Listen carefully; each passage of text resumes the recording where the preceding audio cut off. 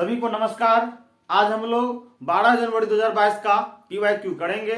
आइए देखते हैं। पहला सवाल कहता है, एक रेलगाड़ी नई दिल्ली रेलवे स्टेशन से मंगलवार को शाम 3:15 PM पर चलती है तथा मुंबई सेंट्रल पर अगले दिन सुबह 9:40 AM पर पहुंचती है। रेलगाड़ी द्वारा पूरी यात्रा में लिया गया समय क्या है?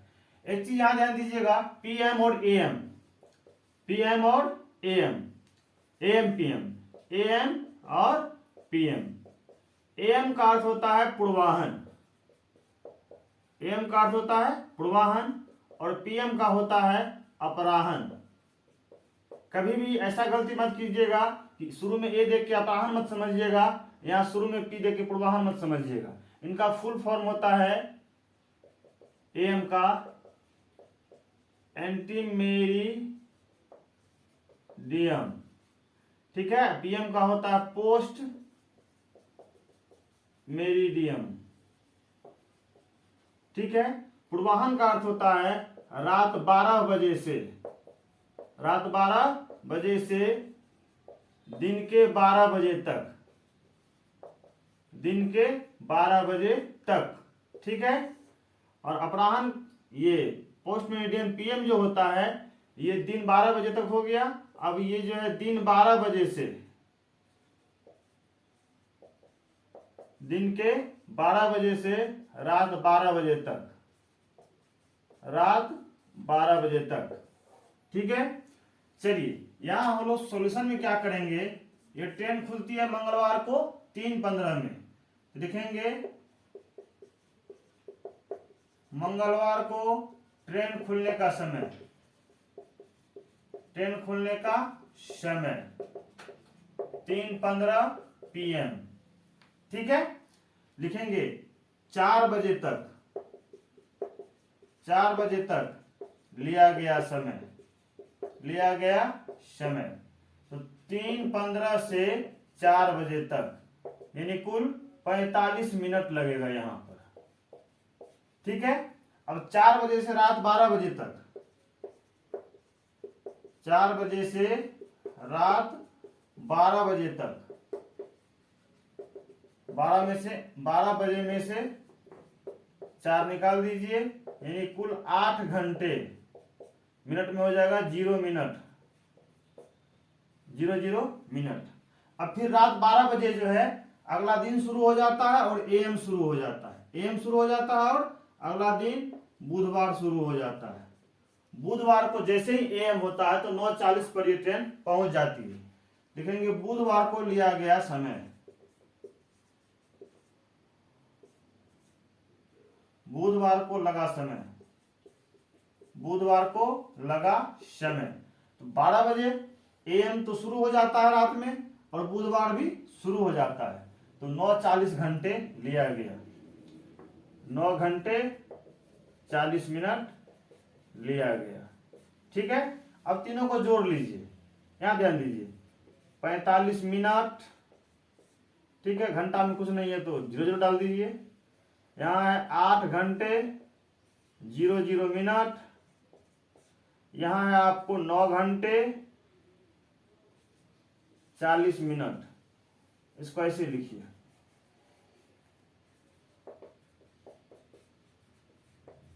ठीक है। अब तीनों को जोड़ लेते हैं पहले, तो 5 का 5 आ जाएगा, 4 4 8, 9 8, 17 घंटे 85 मिनट, 17 घंटे 85 मिनट। आप जानते हैं कि 60 मिनट का 1 घंटा होता है, 60 मिनट का 1 घंटा होता है। इस 85 में से 60 निकाल देंगे तो 1 घंटा निकल जाएगा और उस घंटा को घंटा में जोड़ देंगे, तो 60 जब निकालेंगे तो यहां बच जाएगा आपको 25 और यहां बच जाएगा, यहां हो जाएगा आपको 17 में से 17 1 18, यानी ये हो गया 18 घंटे 25 मिनट। इस तरीका से आपका ऑप्शन नंबर 3 बिल्कुल सही जवाब है। कैसे किए वो समझ लीजिए। मंगलवार को ट्रेन खुली 3:15 में, तो 4 बजे तक कितना समय लगेगा, 45 मिनट, इसको रहने दिए। फिर 4 बजे से रात 12 बजे तक, तो 12 में 4 गया 8 घंटा, और फिर 12 बजे रात में AM भी शुरू हो गया, PM से AM भी शुरू हो गया और बुधवार भी शुरू हो गया। 9:40 AM में ही पहुंच जाता है, यानी 12 बजे से 9:40 तक, यानी 9 घंटे 40 मिनट। तीनों को जोड़े, ये हो गया 17 घंटे 85 मिनट। और हम जानते हैं कि 60 मिनट का 1 घंटा होता है, तो 60 से अधिक था, 60 घटाए 25 बच गया, और 1 घंटा जो निकला इसको घंटा में जोड़ दिए, यानी इसको घंटा में कन्वर्ट कर दिए, तो 17 1 18 घंटे 25 मिनट। इस तरीका से आपका 18 घंटे और 25 मिनट, ऑप्शन नंबर 3 बिल्कुल सही जवाब है। अगला सवाल कहता है एक स्थान ए से स्थान बी की दूरी एक मानचित्र पर 8.7 सेंटीमीटर है। कोई स्थान है, ये मान लीजिए नक्शा है, ठीक है, ये स्थान ए है और ये स्थान बी है, इसकी दूरी जो है 8.7 सेंटीमीटर है। मानचित्र पर 1.5 सेंटीमीटर की दूरी पर, यदि मानचित्र जो है ये बना है, इसका स्केल है कि 1.5 सेंटीमीटर यदि होता है, 1.5 सेंटीमीटर 1.5 सेंटीमीटर, तो वो दूरी जब जमीन पर लेता है तो वो 2 किलोमीटर होता है। तो दोनों स्थान के बीच की दूरी ज्ञात कीजिए। तो इसके बीच कितनी दूरी है वो ज्ञात करना है। देखिए ऐसे सवाल जब बोले इतना पर इतना, तो इतना पर कितना, तो ऐसे सवाल को हम लोग एक ही नियम से बनाते हैं, बहुत आसानी से बन जाएगा, आप इसको समझिए। देखिए सबसे पहले लिखेंगे 1.5 सेंटीमीटर, ठीक है, और 2 किलोमीटर। देखिए यहां ध्यान दीजिए, 2 किलोमीटर कितना होता है, 1.5 सेंटीमीटर के। हमको निकालना क्या है, इतना है नक्शा पर दिया हुआ, भूमि पर कितना होगा, नक्शा पर 1.5 सेंटीमीटर तो भूमि पर 2 किलोमीटर, यदि नक्शा पर 8.7 तो भूमि पर कितना, तो भूमि वाले को बाद में लिख देंगे। और कहता है मीटर में चाहिए, तो चूंकि हम जानते हैं कि 1 किलोमीटर में 1000 मीटर होता है, इसीलिए 2 किलोमीटर में कितना हो जाएगा, 2 गुना 1000, यानी कि 2000 मीटर हो जाएगा। यानी इस 2 किलोमीटर को आप चाहें तो 2000 मीटर लिख सकते हैं, 2 किलोमीटर को। अब इसमें लिखना क्या है, ये नक्शा पर होता है, ये नक्शा पर इतना होता है तो भूमि पर इतना होता है। अब इसको लिखना कैसे है, तो हमको क्या चाहिए, भूमि पर कितना होगा, भूमि वाले को बाद में, इसको पहले लिखेंगे। चूंकि नक्शा पर 1.5 सेंटीमीटर, तो भूमि पर सरजमीन पर 2000 मीटर होता है, 2000 मीटर होता है। देखिए इस पॉइंट से 1.5 और 2 से हमने ऐसा एक पॉइंट बना लिया, और इसमें हम ध्यान रखें कि भूमि पर वाला को बाद में लिखेंगे। क्यों, क्योंकि हमें इस मानचित्र में 8.7 जो दूरी है इसका जमीन पर ही निकालना है। तो जो हमको निकालना है अगला में, तो पहला वाला में उसको बाद में लिखते हैं। इसीलिए नक्शा पर 1.5 से घट के 1 कर दीजिए। एक एक नियम होता है, 1 पर कितना, 1 सेंटीमीटर तो भूमि पर कितना हो जाएगा। जब यहां से आप घट रहे हैं तो इससे भाग हो जाता है, इतना मीटर रहेगा और इससे भाग हो जाएगा, ठीक है, इतना सेंटीमीटर, इतना सेंटीमीटर। इसीलिए कितना सेंटीमीटर कहता है, 8.7 पर कितना, इसीलिए नक्शा पर 8.7 सेंटीमीटर तो भूमि पर कितना, तो यहां पर 1.5 से घट के 1 हुए थे, इससे भाग हो जाता है, जब घटता है तो, जब बढ़ता है तो गुना हो जाता है। जो लिखा हुआ उसको लिख दीजिए,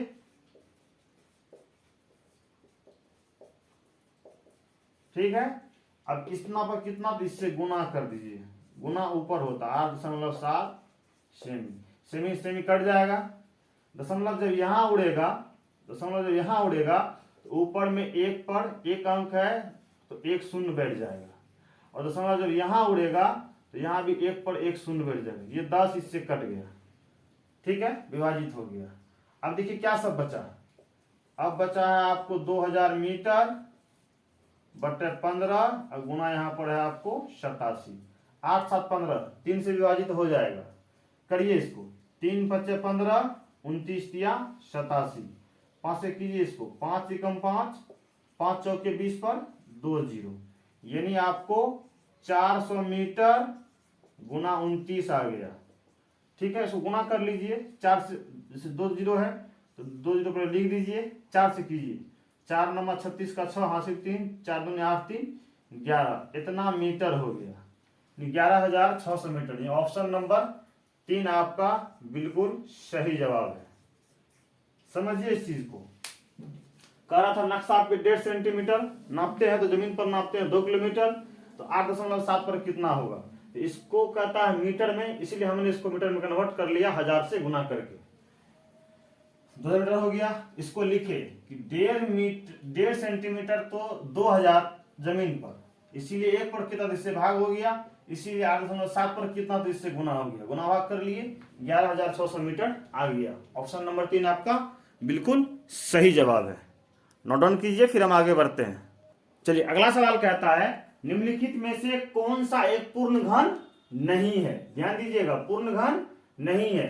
तो पूर्ण घन कौन सा होता है, पूर्ण घन कौन सा होता है, यदि उसके अवभाज्य गुणनखंड में, यदि उसके अवभाज्य गुणनखंड में 3 का समूह बनता है, 3 का समूह, 3 का समूह, 3 3 का समूह बनता है, ठीक है, वो पूर्ण घन होता है। जिसमें नहीं बनेगा 3 3 का समूह, वो पूर्ण घन नहीं होगा। एक पूर्ण वर्ग भी आता है जो पूछा जाता है कभी कभी। पूर्ण वर्ग में क्या होता है कि अभाज्य गुणनखंड में ही 2 2 का समूह बनता है। ये नहीं पूछा आपसे, ये पूछा है पूर्ण घन नहीं है, जिसमें 3 3 का समूह नहीं बनेगा वो नहीं है, जिसमें 3 3 का समूह बनेगा वो है। इसका हम लोग अभाज्य गुणनखंड कर लेंगे। पहला है 216 के अभाज्य गुणनखंडन, अभाज्य गुणनखंड, फिर है 512 का निकालेंगे, फिर 636 नहीं 666 है ऑप्शन में, एक मिनट माफ कीजिएगा, 666 है ऑप्शन में, ठीक है।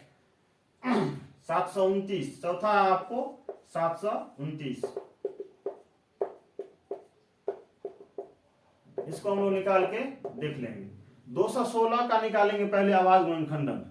216 का अभाज्य गुणनखंड का अर्थ होता है कि पहली अभाज्य संख्या 2 से तब तक लगेगा जब तक लगेगा, फिर 3 से, फिर तब तक लगेगा जब तक लगेगा, फिर 5 से, फिर 7 से, इस तरीका से, फिर 11 से, इस तरीका से। तो 2 से लगाएंगे इसमें, 216 का आधा 108 हो जाएगा, फिर 2 से भाग करेंगे ये 54 हो जाएगा, फिर 2 से भाग करेंगे ये 27 हो जाएगा, फिर 3 से लग जाएगा, और 2 से लगेगा 3 से ट्राई करेंगे, 3 तिया 9, 3 9 27, 3 तिया 9, ये हो गया आपको 2 गुना 2 3 बार, 3 गुना 3 भी 3 बार, ठीक है ना। अगला है 512, 512 को 2 से करेंगे, 2 से करेंगे तो ये हो गया 2 दूनी 4, 2 पंचे 10, 256 हो जाएगा। 2 से करेंगे तो 128, फिर 2 से लगाएंगे तो 64, फिर 2 से लगाएंगे तो 32, फिर 2 से लगाएंगे तो 16, फिर 2 से 8, फिर 2 से 4, फिर 2 से 2, 1 2 3 4 5 6 7 8 9, 9 बार 2 गुना कीजिएगा तब 512 आएगा। 9 बार, 1 2 3 4 5 6 7 8 9, 3 3 6 3 9। अब है 666, 666 है। 666 का जब करिएगा 2 से लगाइएगा, ये हो जाएगा आपको 333 आ जाएगा। 333 में जब 3 से लगाइएगा 111 आ जाएगा, ठीक है। फिर 3 से लगाइएगा तो 3 तिया 9, 3 से लगाएंगे 3 तिया 9 21, 331, ये आपको आ जाएगा 2 गुना 3 3 बार गुना 37। फिर आपको करना है 729 का। 729 में 2 से 3 से लगाइए, 3 दूनी 6, 3 चौके 12, 3 से 81, फिर 3 से 27, फिर 3 से 9, फिर 3 से 3, 3 गुना 3 6 बार, ठीक है। अब हम लोग देखेंगे कि कहां पे 3 3 का समूह बन रहा है। तो जहां जहां 3 3 का समूह बन रहा है वो पूर्ण घन है।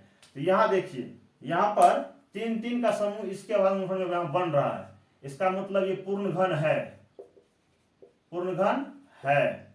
यहां भी देखिए 3 3 का समूह बन रहा है, ये भी है। यहां भी देखिए 3 3 का समूह बन रहा है, ये भी है। इसमें केवल 3 का बनता है, 1 2 3 2 एक बार, 3 3 बार, यहाँ 37 है, सिर्फ 3 का बनता है, 37 और 2 खाली जाता है, इसीलिए पूर्णघन नहीं है। ठीक है ना, जहां 3 3 का समूह बन गया वो पूर्णघन है। यहाँ पे सिर्फ 3 का बना, 2 और 37 खाली है, यहाँ 3 3 का बन गया है।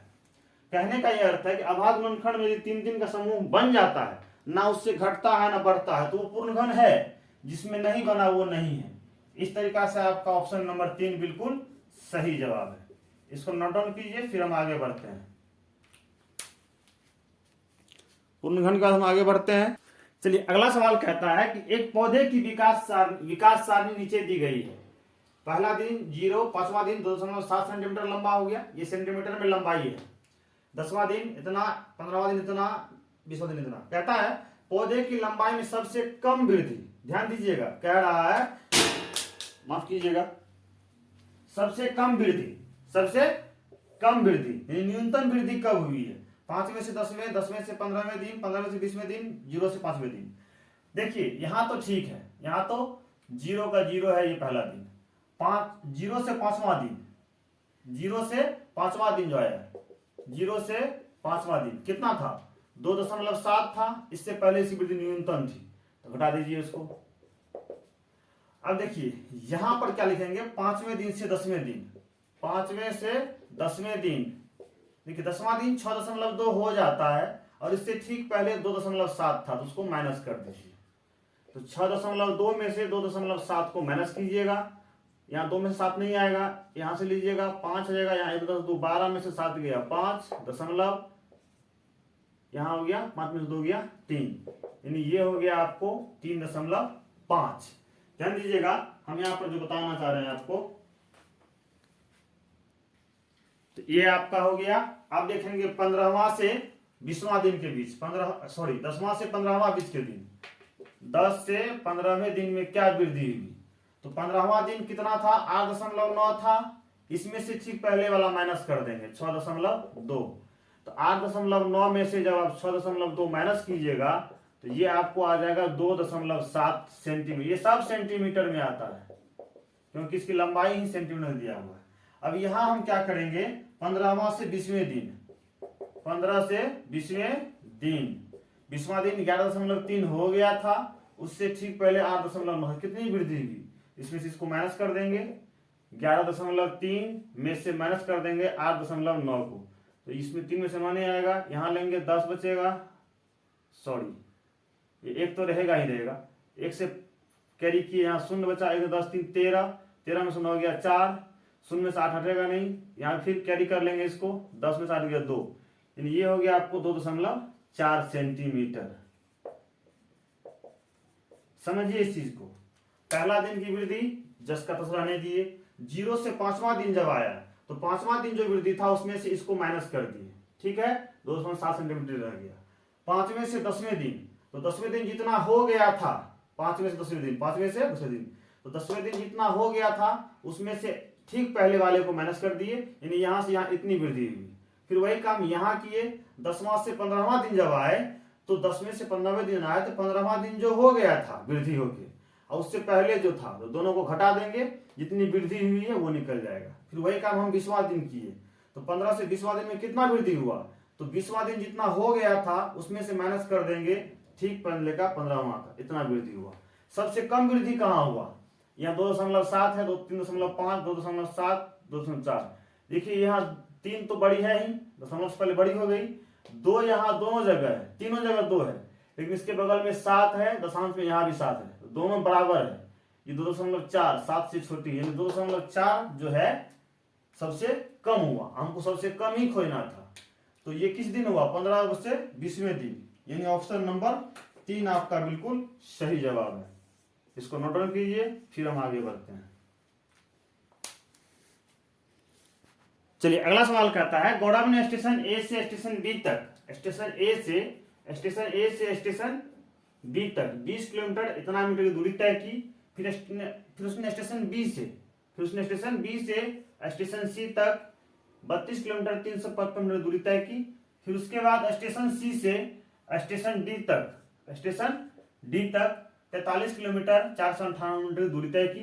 गुणक द्वारा कुल तय दूरी, सभी दूरी को हम लोग यहां से यहां तक की दूरी को हम लोग इसको जोड़ देंगे। इसका सॉल्यूशन हम लोग करेंगे। देखिए कन्वर्ट करके करने से कभी भी गलती की गुंजाइश नहीं रहेगी। लिखेंगे स्टेशन ए से बी तक की दूरी क्या है? ए से बी तक की दूरी 20 किलोमीटर 237 मीटर। ठीक है, 20 किलोमीटर 237 मीटर। इसके बाद है बी से सी, स्टेशन बी से सी तक की दूरी। तो बी से सी तक की दूरी है 32 किलोमीटर और 355 मीटर। फिर है स्टेशन सी से डी तक की दूरी, यह है आपको 43 किलोमीटर और मीटर में है 458 मीटर। देखिए इसमें तीनों उपलब्ध है, तो इसको आप सीधे भी जोड़ सकते हैं, नहीं तो हम बोलेंगे वही कन्वर्ट कर लीजिए। इसमें 1000 से भाग कर देंगे। अच्छा ऐसे भी एक बार जोड़ के दिखा देते हैं। मीटर रहने दीजिए, 8 7 5 12 8 20 का 0 हासिल 2, 5 5 8, 5 5 10, 3 13 2 15 का 5 हासिल 1, 3 2 5 4 9 1 10 का 0 हासिल 1, 3 2 5 हासिल 1 वहां से आ जाएगा तो 6। ठीक है, 4 3 7 2 9, यानी 96 किलोमीटर 0.50 मीटर, यानी कि 96 किलोमीटर 50 मीटर। ऑप्शन नंबर 3 आपका बिल्कुल सही जवाब है। ठीक है, देखिए कुछ ना कुछ बात रहती है, इसीलिए ऐसे सवाल पूछे जाते हैं। ये 50 यदि आप देखिएगा तो इसको कभी कभी क्या करता है कि यहाँ पे 2 ही अंक दे देता है, जैसे आपको 45 ही दे देता। ठीक है, तो 45 आप इधर से भी लिख सकते थे और इधर से भी लिख सकते थे, उसी कंफ्यूजन में डालने के लिए ऐसा करता है। तो इससे बचने के लिए हम बच्चों को बताते हैं कि आप जानते हैं कि चूंकि 1 किलोमीटर जो होता है वो 1000 मीटर के बराबर होता है, 1000 मीटर के बराबर होता है। तो यदि मीटर को बदलना है किलोमीटर में तो उससे 1000 से भाग कर देंगे, और यदि किलोमीटर को बदलना है मीटर में तो 1000 से गुना कर देंगे। इसको क्या कीजिए 20 किमी रहने दीजिए, ठीक है, प्लस कर दीजिए, यहाँ मीटर है ना 200 मीटर है, इसमें 1000 से भाग कर देंगे, ये भी क्या बन जाएगा किलोमीटर ही बन जाएगा। इस तरीका से देखिएगा तो 20 इसको जब भाग कीजिएगा और जोड़िएगा 0.237 किलोमीटर। इसी तरीका से इसको कीजिएगा 32 किमी प्लस 355 में जब 1000 से भाग कीजिएगा ये भी क्या बन जाएगा किलोमीटर, दोनों एक हो गया। इसको भाग करके जोड़िएगा तो ये आता है 32.355 किलोमीटर। इसी तरीका से इसको कीजिएगा तो 43 किलोमीटर प्लस 458 मीटर में जब 1000 से भाग कीजिएगा तो ये भी बन जाता है किलोमीटर, दोनों एक राशि हो गया। ये हो जाता है आपको 43.458। 1000 से भाग करके मीटर को किलोमीटर में कन्वर्ट कर लीजिएगा तो किस स्थान पर कौन बैठेगा वो कंफ्यूजन आपका दूर हो जाएगा।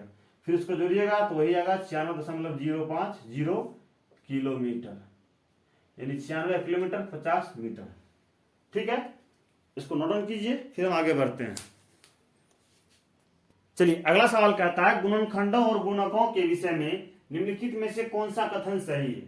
ठीक है, एक चीज आप जान लीजिए आज, गुणनखंड, ठीक है, इसी को बोलते हैं अपवर्तक और इसी को अंग्रेजी में बोलते हैं फैक्टर।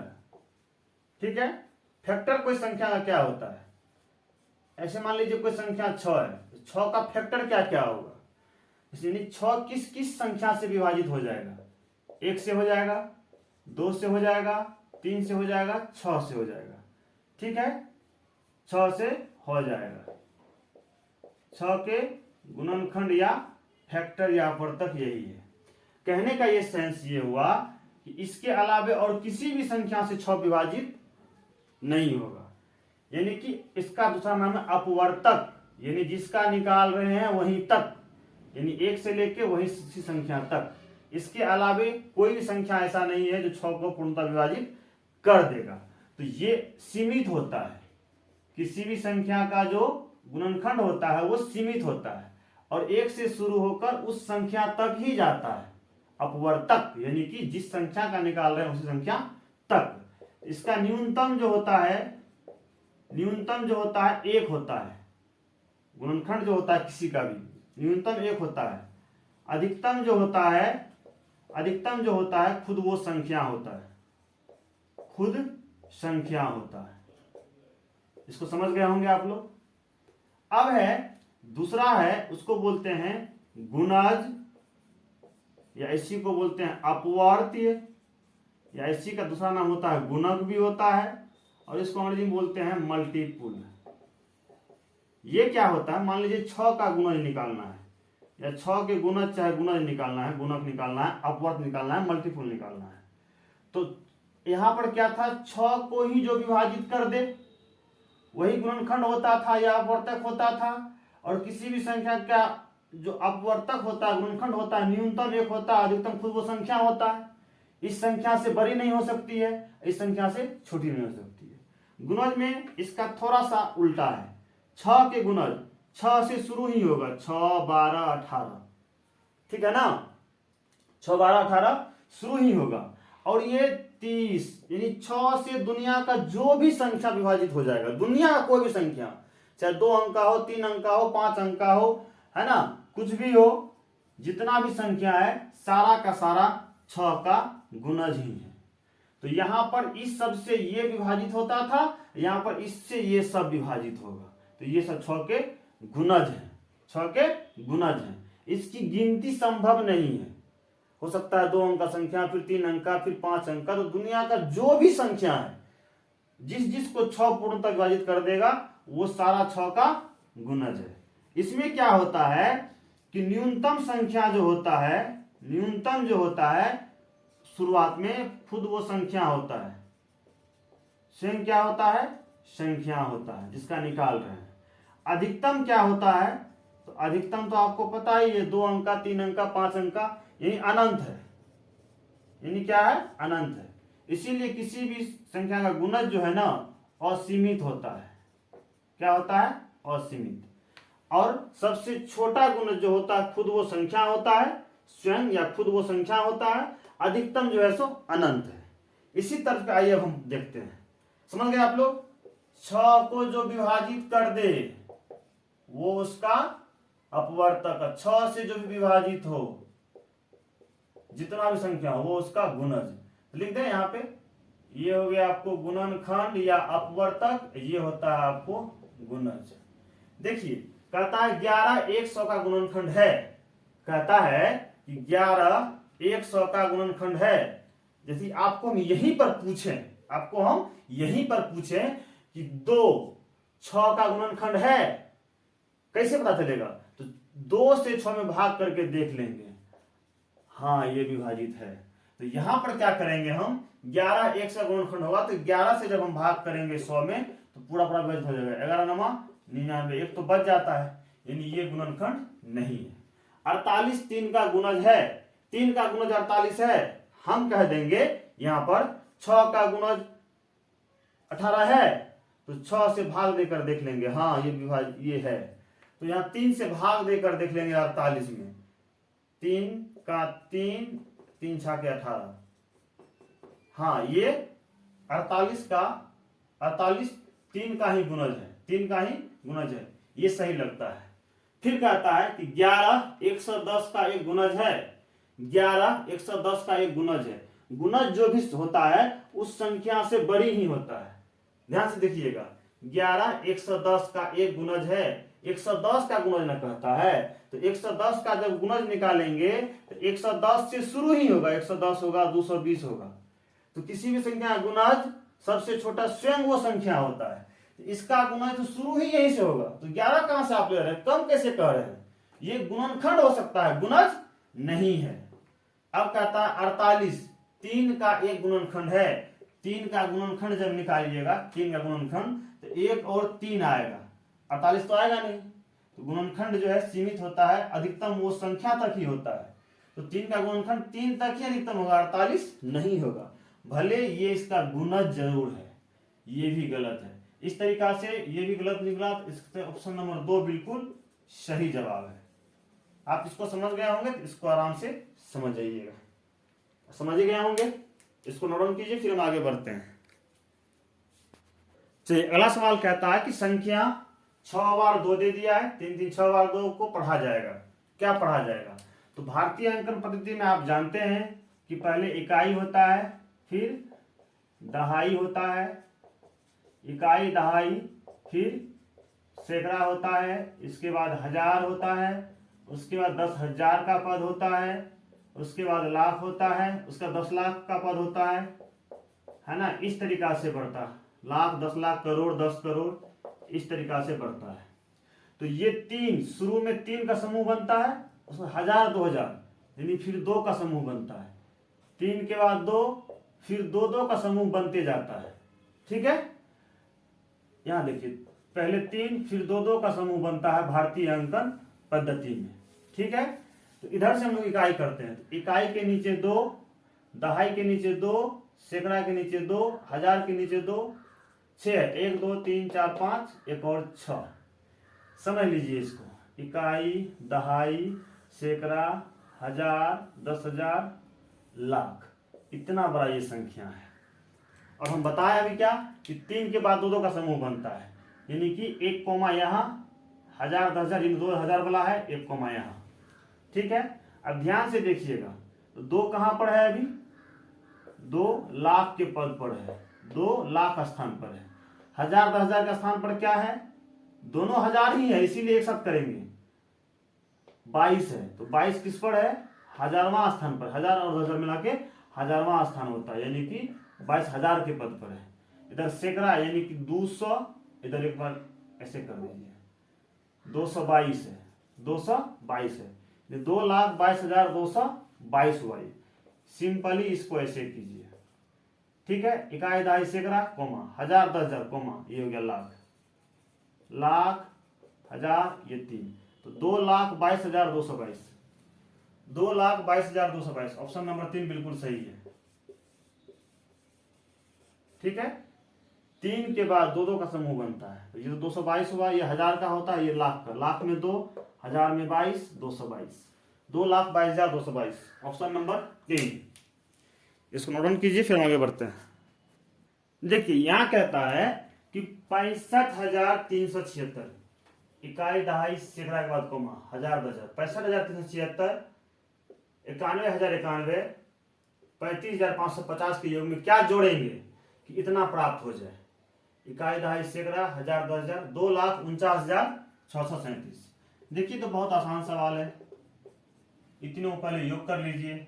सिंपल ही बनाते हैं, 65 3 76, 91 0 91, 35,550, ये तीनों का योग खाता, तीनों योग कर लीजिए, तीनों को जोड़ लीजिए। 6 1 7, 9 7 16, 5 21 का 1 हो जाएगा। ठीक है, हाथ में हासिल 2 आ जाएगा, 5 3 8 2, 10 का 0 हो जाएगा, हासिल 1 बच जाएगा, 5 5 10 11 12 का 2 हो जाएगा, हासिल 1 हो जाएगा, 9 से 15 18 1 19, ये हो गया आपको 1,92,017, 1,92,017, 1,92,017। कहता है कितना देंगे, कितना देंगे कि 2,49,637 हो जाए। आप सिंपल समझ लीजिए कि कोई बच्चा आपके पास है, उसके पास 6 रुपया है, कितना देंगे कि वो 10 रुपया उसको हो जाएगा? तो सिंपल है, 4 रुपया और देंगे 10 रुपया उसको पूरा हो जाएगा। कैसे समझे?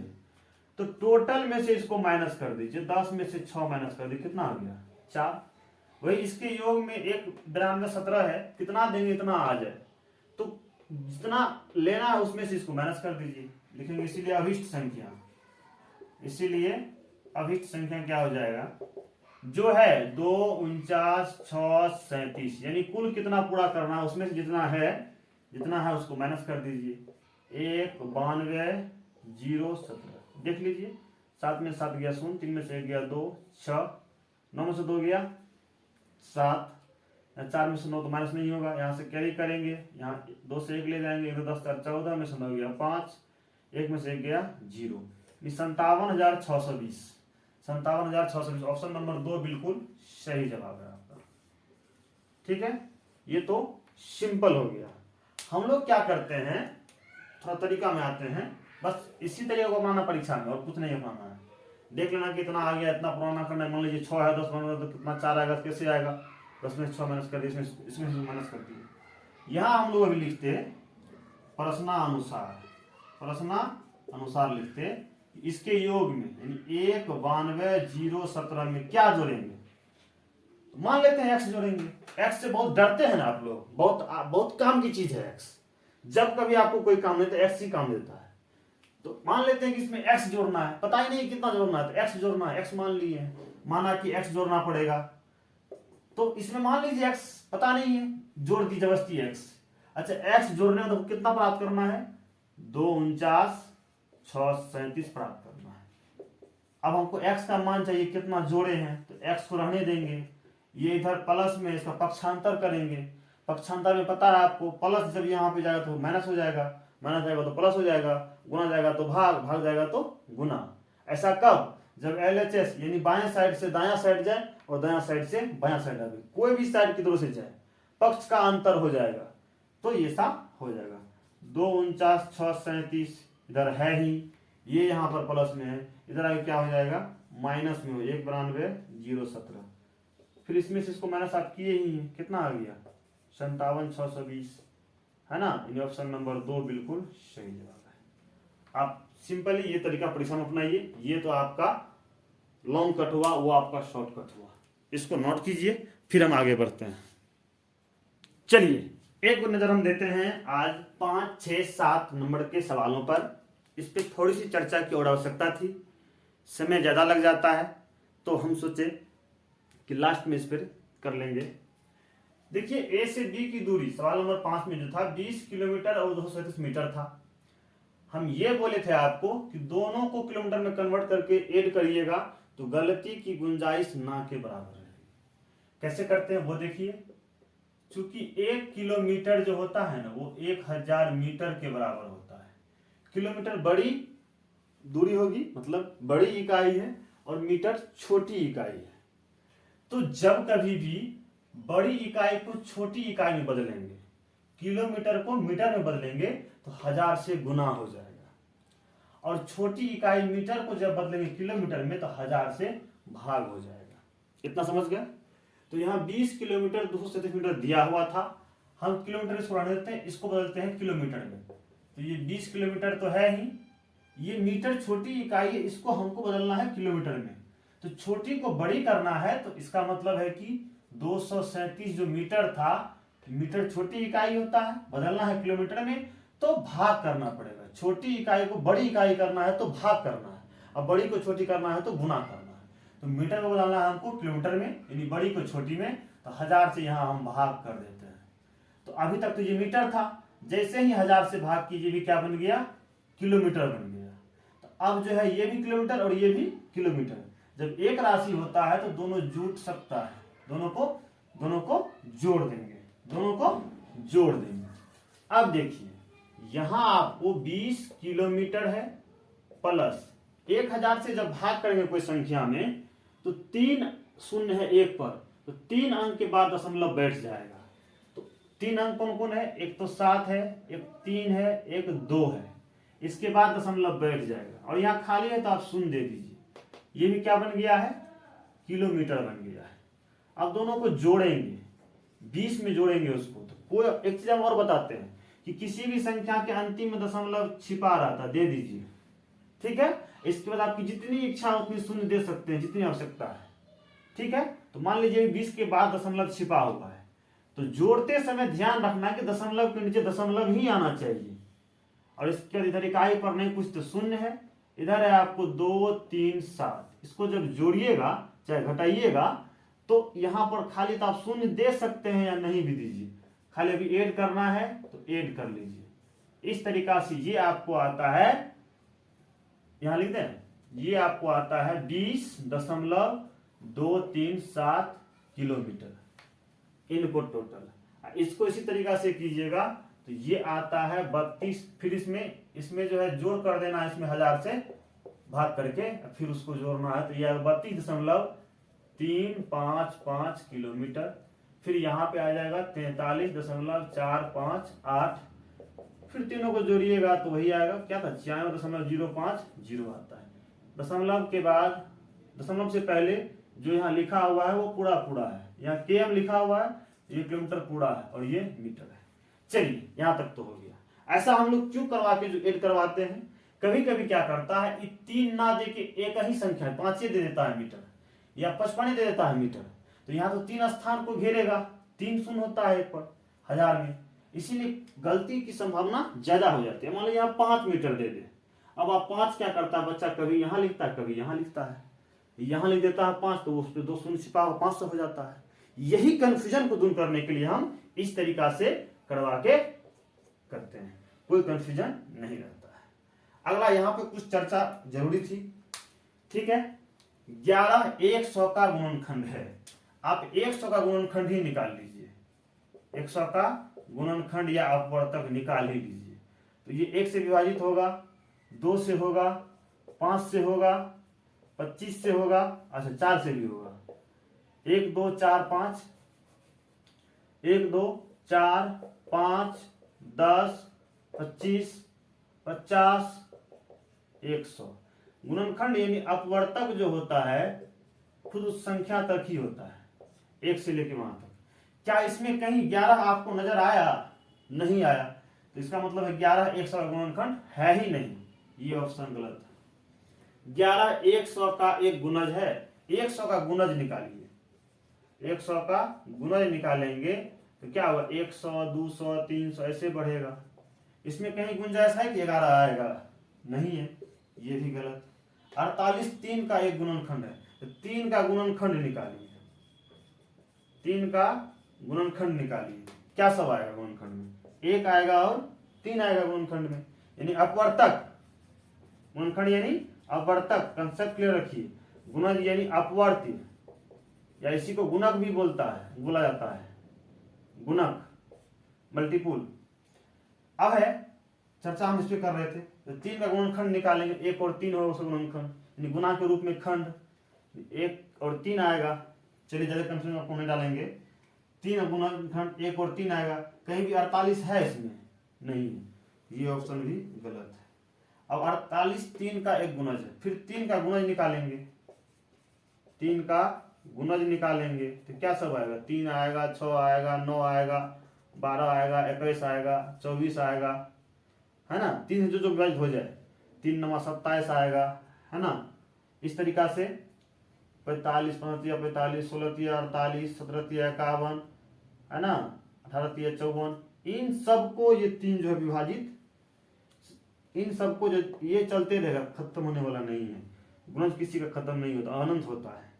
तो 3 का जो गुणज है इसमें 48 भी है, क्योंकि 48 में हम बोले थे ना इससे भाग लग जाए, तो हम क्या करेंगे, तुरंत 3 से 48 में भाग देंगे, 16 48 पूरा विभाजित हो जाएगा। इसका मतलब ऑप्शन नंबर 2 इसका बिल्कुल सही जवाब है। एक और सवाल पे डिस्कशन था, 6 बार 2 था। इस तरीके का सवाल कंफ्यूजन में डालने के लिए ही पूछा जाता है। तो आप सीधा जान लीजिए कि भारतीय अंकन पद्धति में 3 का समूह के बाद 2 2 का समूह बनता है ना। इकाई दहाई सैकड़ा 3 हो गया, फिर लाख, सॉरी, इकाई दहाई सैकड़ा 3 हो गया, इसके बाद 1000 10,000 2 बार, यानी 2 का समूह हो गया। इकाई दहाई सैकड़ा 3, इसमें फिर उसका कोमा दे दीजिए, फिर उसका 2, 1000 10,000, ठीक है। फिर उसके बाद लाख 10 लाख, मतलब 2 ही बार आता है, लाख 10 लाख, लाख 2 बार, करोड़ 10 करोड़, यानी 2 2 पद लेता है। तो आप 3 के बाद कोमा दे दीजिए, उसके बाद पहली बार 3 पर, फिर 2 2 पर कोमा देते जाइए, अब नहीं है छोड़ दीजिए। ये आपको 222 तो देख ही रहे हैं, 222 तो आप आराम से देख रहे हैं। और इसके बाद ये जो स्थान होता है ये 1000 का स्थान होता है। इकाई दहाई सैकड़ा 1000 10,000, दोनों 1000 का ही, 1000 10,000, दोनों स्थान पर देखें 2 पर 2 है, यानी 22,000 है, ये 22,000 है। इसके बाद लाख में ये अकेले है, तो कितना है, लाख पर अकेले है तो 2 लाख है ना। ये लाख वाला स्थान है, ये 1000 वाला स्थान है, ये तो सैकड़ा, दहाई और इकाई का स्थान है। इस तरीका से संख्या को 2,22,222 पढ़ेंगे। क्लियर है यहाँ तक? लगभग मेरी समस्या आप लोग समझ गए होंगे। हमको लगा जहाँ कहीं कमी रह गई है हमने उसको अंतिम में भरपाई किया। आप लोग पेशेंस के साथ देखिए, कंसेप्ट भी क्लियर होगा और आपका सवाल भी बनेगा। यहाँ तक क्लास देखने के लिए, यहाँ तक पेशेंस के साथ देखने के लिए आप लोगों का शुक्रिया। बस एक ही रिक्वेस्ट है, आप लोग शेयर करें। बहुत बहुत धन्यवाद, शुक्रिया।